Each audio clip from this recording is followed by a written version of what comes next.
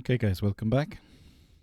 So this time we're just doing the next section on from taking a quadratic and a linear that's presented to you in mathematical form is to study contexts that generate similar equations. So, I mean, in terms of the problem-solving cycle, a lot of the work is done for us because we know what to expect. We should be thinking of generating a quadratic equation, degree 2. Equation, or at least a non-linear equation. So it could have a square root of x, or it could have 1 over x, or it could have x squared, and similar with y. Let's just jump straight in, will we? So we have that this is a hypotenuse. So straight off I'm going to write down x squared plus y squared equals 100. That's Pythagoras, and somewhere here it says that the perimeter is 24. So x plus y plus 10 is 24. Okay, I just want to make some space for myself, so let me rearrange this. And let's say 14. This put quite a lot of symmetry here. X equals 14 minus y. Okay, so this is the linear equation and the non-linear equation. Just go non-linear and linear. So we sub that in there. Now 14 squared, we all know, is 196. And double 14, it's 28. And square the y. And you have another y squared. And subtract 100 equals 0. Okay, so we have 2y squared minus 28y plus 96 equals 0.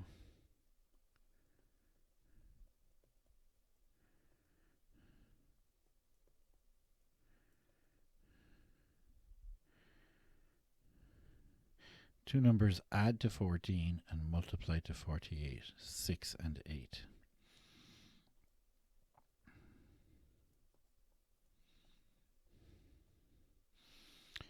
Okay, so xy equals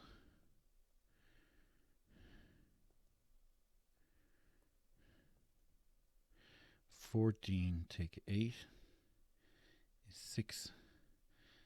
And you can see the symmetry there. And that's the answer there. Okay, and indeed 6 squared plus 8 squared is equal to 100.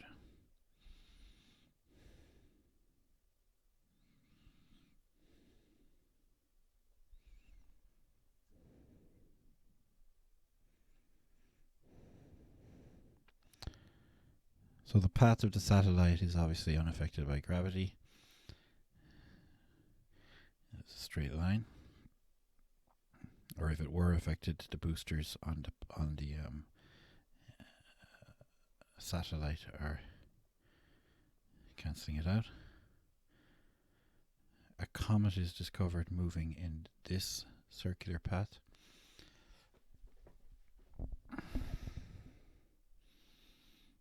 Okay. There's no real application here. They've given you the whole thing. It's too easy. Let's skip it.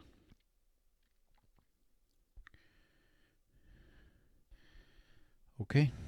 Find the values of two consecutive numbers. There's two consecutive numbers.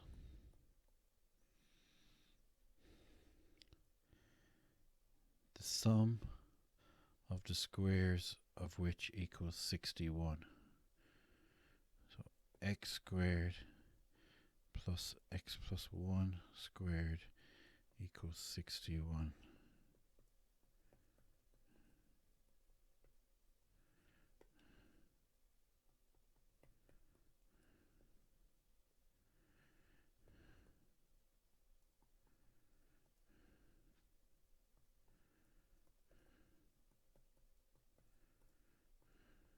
So two numbers that are 1 apart multiplied to 30, 6 and 5. The dominant cross product is positive.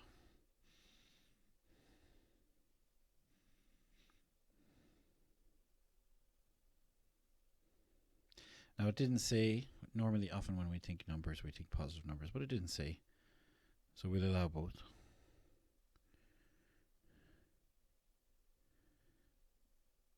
So either x is minus 6, but that won't work for us, will it?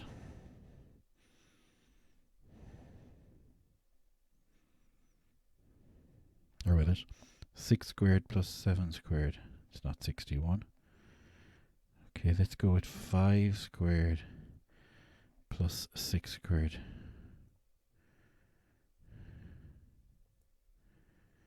But also minus 5 and minus 6 are consecutive.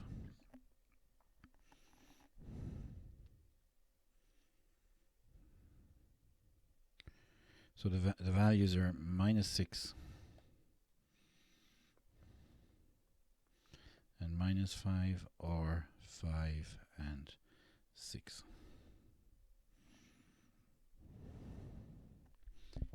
So the first even number is 2x and the next even number is 2x plus 2.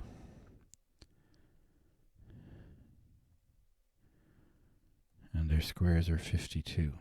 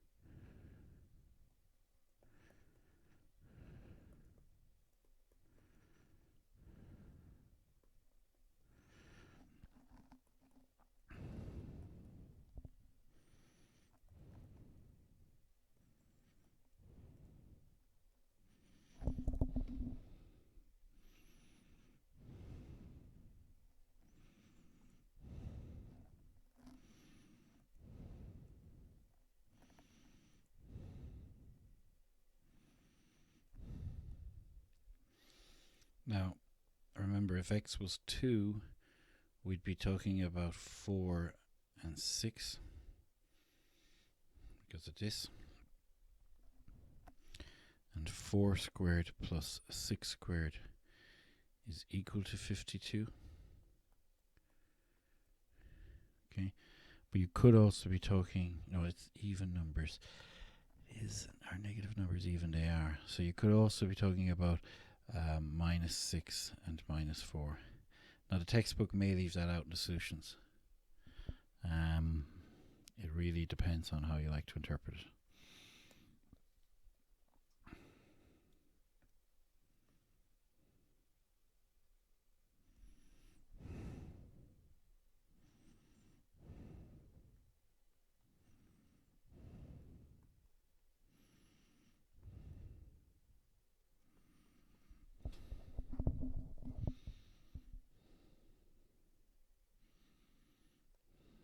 Okay, so let's break up that 62 into a semi-perimeter of 31. And let's remove x from there and put it there. Okay.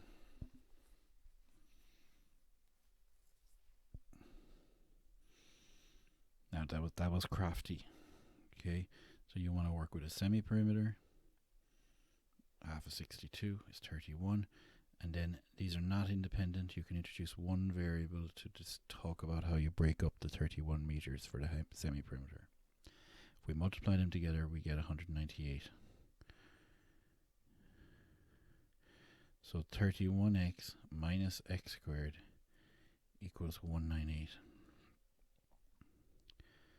Okay, so x squared minus 31x plus 198 equals 0. Now you factorize 198. There are no heroes here now. We don't have to be showing off.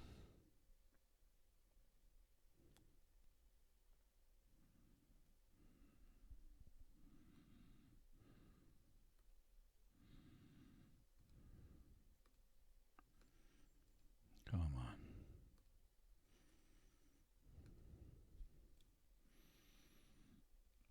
Okay, so get it in memory by hitting equals.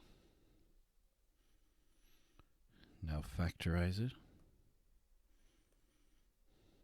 Okay, and write down those factors. Let's put them in a triangle. 2, 3 squared, and 11.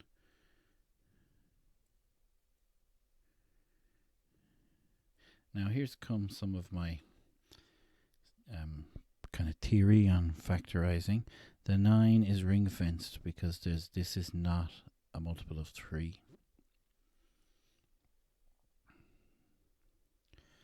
Okay, now we have to do our little juggle. We're adding 22 and 9, so we're happy with that. So the two numbers involved are 22 and 9. Okay, and they're both negative.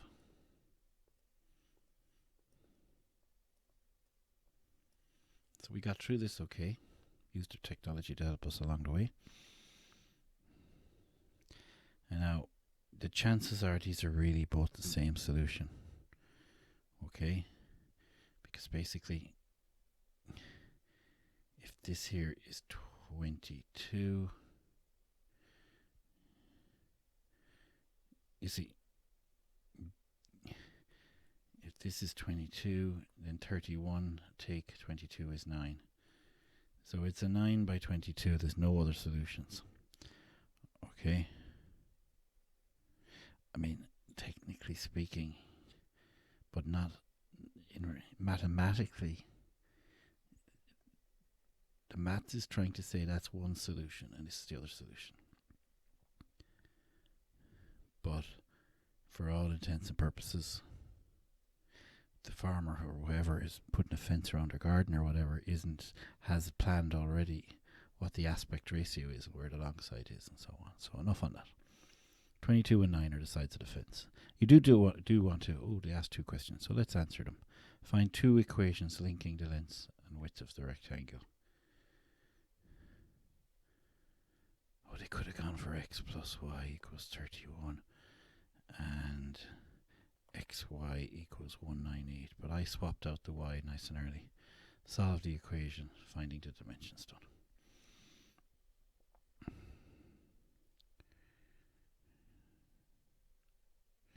Three consecutive, well, that's 3, 4, 5, because they're the only 3 consecutive integer numbers that make a Pythagorean triplet.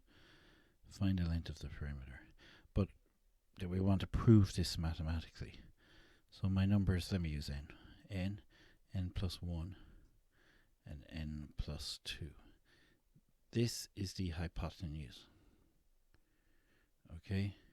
And these collectively, I'm not good at braces, and that is definitely true when I try to do a brace horizontally. These are my legs. The legs of my triangle, which are the 2 sides that are at right angles to each other. You might know them as opposite and adjacent, but that's only true if you have a reference angle. So let's hit Pythagoras. N squared plus 2n plus 1 equals n squared plus 4n plus 4. So n squared minus 2n, bringing him back, and bring that back, you get minus 3. Okay, n 3, 1. This dominates, it goes negative. Now we will not allow n less than 0, so that's that one gone. So n equals 3, and lo and behold, n plus 1 equals 4, and n plus 2 equals 5. But we knew that already, so that's the solution. just find the lengths of the perimeter, okay? So always come back and see what did they really ask me. So what they want to know is add them together. 7 and 5 is 12. So the perimeter is 12.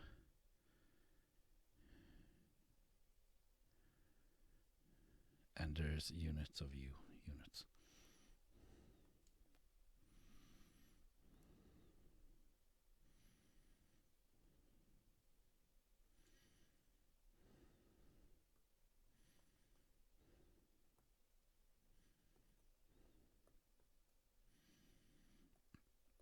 There's our nonlinear equation.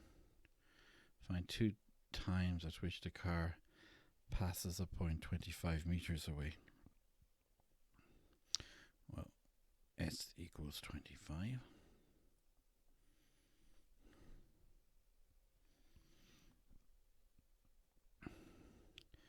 So we have 25 equals 12t minus t squared.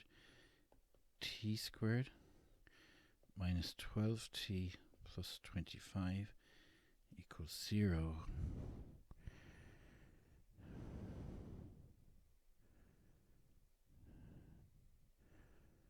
We are not going to factorize this.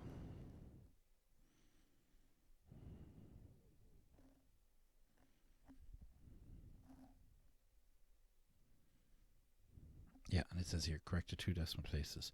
So we'll solve this by completing the square. We'll do a workshop on completing the square. It's important you know how to do this. It's just way quicker than using the minus b formula. So you've gone and halved the minus 12, justifying that with a 6 squared over here, because there's a 6 squared here that wasn't there to begin with, and taking the 25 across. Okay, 36 take 25 is 9. Hold on. Don't like that.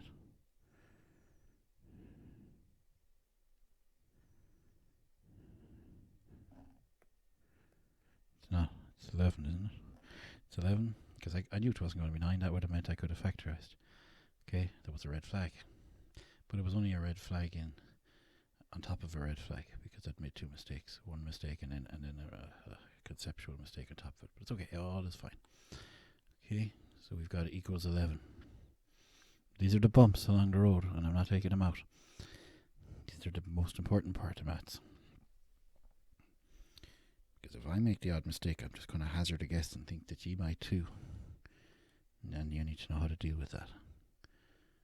Okay, so we've t takes 6 is plus or minus the square root of 11. That's called a square root property. And this is this rock you, or this is the rock you perish on if you don't go in there with a plus or minus there. Okay, the square root property is not just a square root, but it's a plus or minus. Okay, it's a multi-valued operation to take a square root. The 2 answers, the 2 multi-value, 2 value. Done. Okay, so t is equal to 6 plus or minus the root of 11. They want that in decimal place, and let's go play with our calculator. 2 decimal places. Okay. 6 plus root 11. Now there is a way to fix your calculator, I'll just say that. Okay, if you go number format, you can fix to as many decimal places as you want, for instance 2. But if you do that, you better know how to get out of there. You better know how to go back and retrace your footsteps and go back to normal mode, which is 3. And I don't know the difference between 1 and 2, just go 3, 1. Okay, so I'll show it to you both ways. I'm back to normal. 6 plus root 11. Do that again. 6 plus root 11.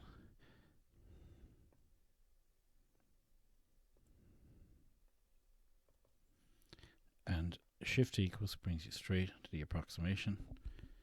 And then rounding it. Actually, let's not waste our time. In honours, it's not really even worth using your calculator to round. So we'll go back to that some other time. Habit here should be this. write down more than you need, 9.316 for example, dot dot dot, or now just toggle forward twice, change that to a minus, and shift equals 2.683. Then go back and say, well, tell me exactly what random, arbitrary, specific precision you asked for. 2 decimal places. Okay, which is equal to 9.32 or 2.68. And just say to them, look, and say to anyone else who's reading this, I've given you this to 2 decimal places, but these are not exact answers. Okay, so do it like this. And now let me just lift up and see, did I answer everything else correctly? These are the 2 timestamps. They're both positive, which makes sense. So what has happened is the car has driven away from you. Well, it was driving away, braking, and then it stopped and started coming back to you. Okay.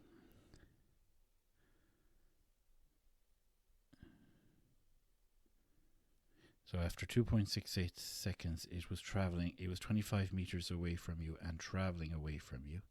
And after 9.32 seconds, it was traveling towards you, and it was also 25 meters out. Those who do applied maths or physics will find that extremely easy. So the square of a number. How do we write down in algebra the square of a number? Because they're saying it's a number, I'm going to assume it's like this. I'm just going to assume that. It doesn't matter if not. So if we're using discrete maths, we use n. If we're using continuous maths, we often use x. So we'll think about discrete maths n. The square of it is reduced by 15.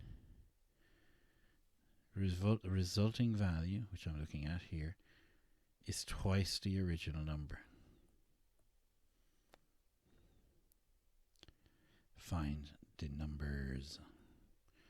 Okay, so n squared minus 2n minus 15.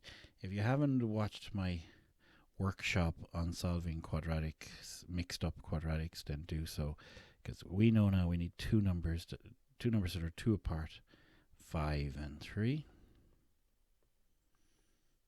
with a dominant here. So n equals 5 or negative 3. And what happens? And that should be it. So let's see, do both of them work? 5 squared is 25, take 15 is indeed equal to 10. And minus 3 squared is 9. 9 take 15 is minus 6, and double negative 3 is indeed minus 6. So they both work.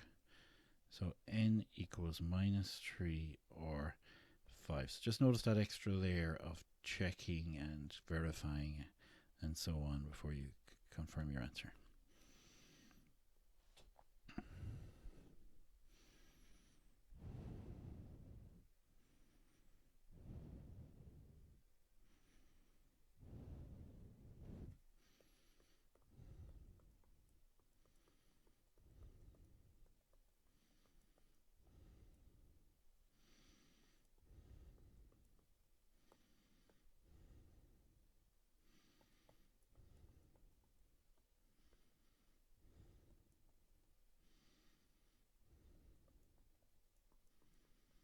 Okay, so we have nothing in common between 16, 24 and t, but we have lots of 2's here and we have evenness here.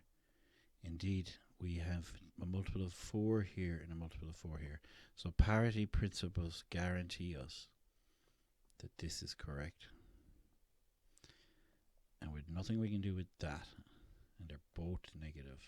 So I'm expecting this to come out at 24, which it does. So t equals a quarter or 5/4 or 0.25 and 1.25 seconds. Now go back and check what they want us to actually answer. At what times will the ball be at that height? Okay. At 0.25 seconds and 1.25 seconds.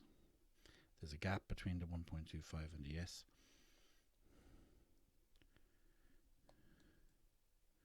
S for second.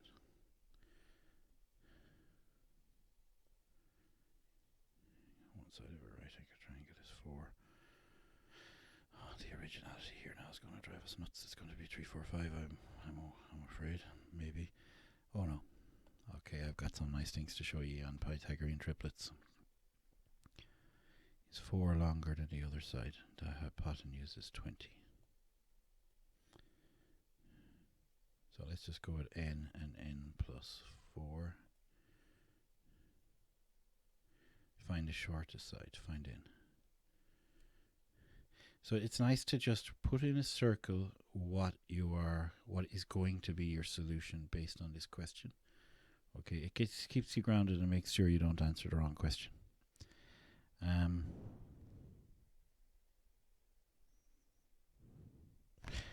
I'm just thinking already that it's going to be, and this is by inspection. It's not using any algebra.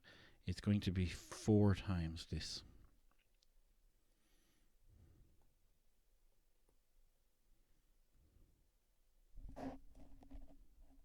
The answer is 12. So do it with algebra if you want, but that was done by inspection. And that's a perfectly good solution. If we didn't have doing things by inspection, by the knowledge you previously hold, you wouldn't even be able to do your times tables. You'd be going, okay, prove that 7/8 is 56. So we can always, it's just good to know, to say, this is what I did. And you've shown your inspection technique here, and you stumbled upon the answer based on a hunch you had.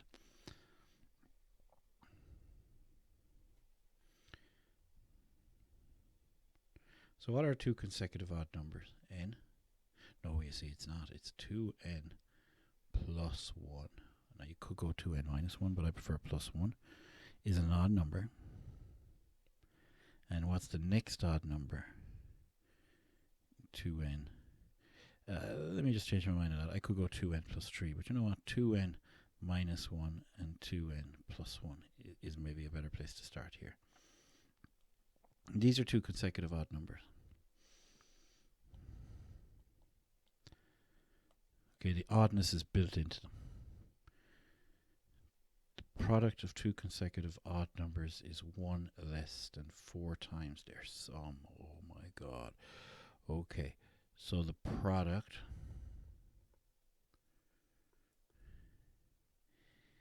is 1 less than 4 times their sum.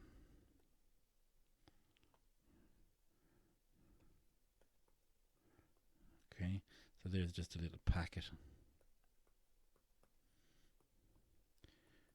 for me, a conceptual packet for me to build.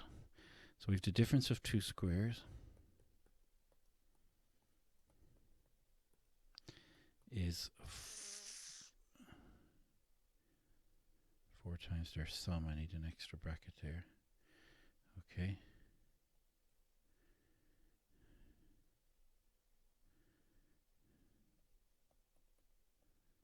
I'm going to add them that way.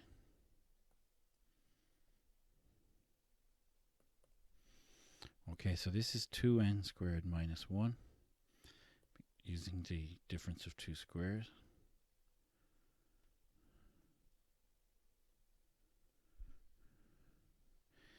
And these cancel, you get 4n times 4 is 16n minus 1. So 2n squared minus 16n equals 0. N squared minus 8n equals 0. So n can be 0. Okay, that'll be a solution. with the two numbers being minus 1 and 1. Or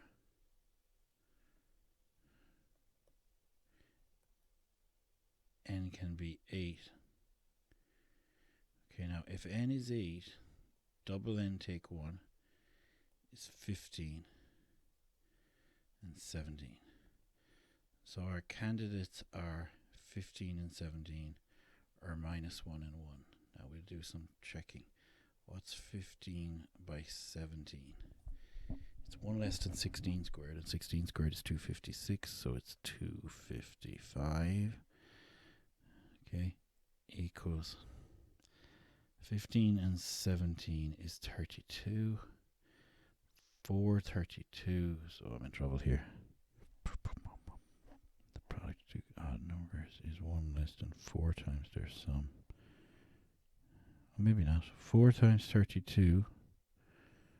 Oh, I'm in right trouble.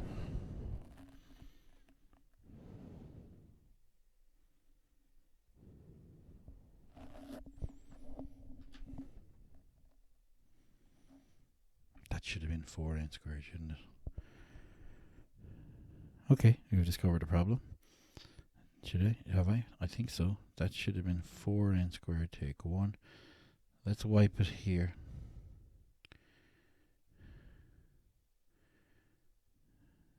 And we keep going. Now, I know it might be torture for you now to look at this, but that's just the way it is. And if you turn out to be as proficient at maths as I am, you'll do fine in the exam. You might make the odd mistake, but that's okay.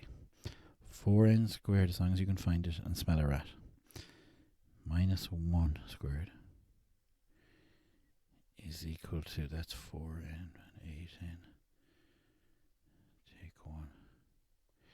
Yeah, made a mistake. It was, you know what? Yeah.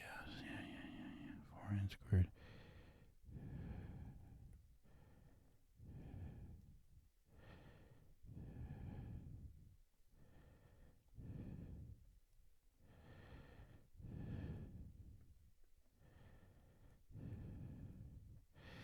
So if n equals 2, then you're talking about 3 and 5. Is 3 5 15 equal to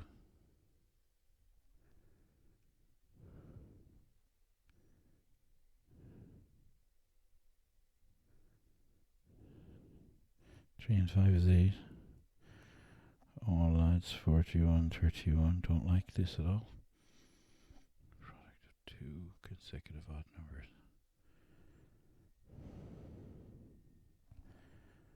4n squared minus 1 equals 1 less than 4 times their sum. Oh, look, we have 16 in here, don't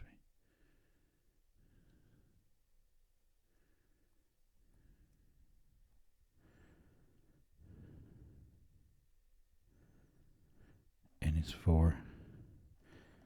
The answer is 7, 9. 7 9s, 63. 4 16s is 64, take 1. Okay. The answer is 7 and 9. And the other answer is minus 1 and 1. And I want to check them. Multiply them together, you get minus 1. And that should be equal to, and when you add, this goes away to nothing, and you have minus 1. So they both work. So the two solutions are minus 1 and 1, which we had very early on, and 7 and 9. Let's move on. What's coming up?